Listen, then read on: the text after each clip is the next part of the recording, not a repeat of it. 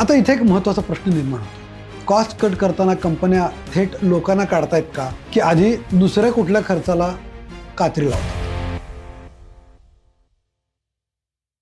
वास्तव असं आहे, लेऑफ्स म्हणजे पहिल्याच दिवशी इंजिनियर्स काढले जात नाहीत किंवा एम्प्लॉईज काढले जात नाहीत. तर सुरुवात होते SG&A खर्चापासून, म्हणजे सेल्स, ॲडमिन, ट्रॅव्हल याच्या खर्चापासून. बोनस आणि इन्क्रिमेंट्स कमी केले जातात किंवा डिफर करतात. कॉर्पोरेट इव्हेंट्स किंवा ट्रॅव्हल्सचे खर्च कमी केले जातात. बेंच पॉलिसीज कडक केल्या जातात आणि त्यानंतर शेवटी मिडल मॅनेजमेंट लेयर्स वंदे लोक कमी करतात. म्हणजेच पहिला मॅनपॉवरमध्ये आघात हा मिडल मॅनेजमेंट लेअर मधील नॉन बिलेबल रोल्सवर होतो. कारण कंपन्यांच्या डोळ्यासमोर एकच प्रश्न असतो, हे रोल्स थेट रेव्हेन्यू क्रिएट करतात का?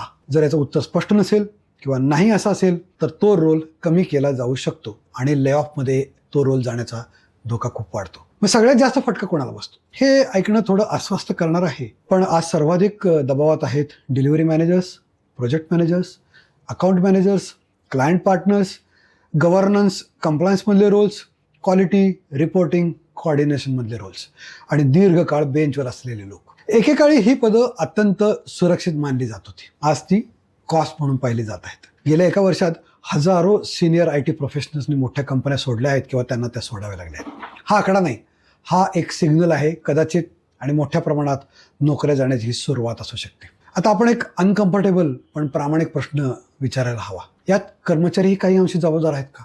हा प्रश्न कठीण आहे, पण टाळता येत नाही. अनेक सिनियर लोकांनी गेल्या काही वर्षात टेक्नॉलॉजीपासून दूर जाण्याचा निर्णय घेतला.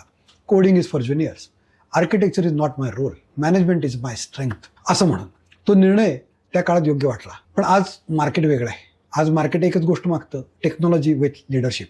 Leadership alone is no longer enough. आज अनुभव महत्त्वाचा आहे, पण तुमची टेक्निकल कौशल्ये अपडेटेड नसतील तर अनुभवाची वर्षे कुचकामी ठरतात. आणि म्हणूनच भारतीय ITचा जुना पिरामिड हळूहळू कोसळतोय. खाली मोठा फ्रेशर बेस, वर थोडे मॅनेजर्स, हा मॉडेल आता टिकत नाही.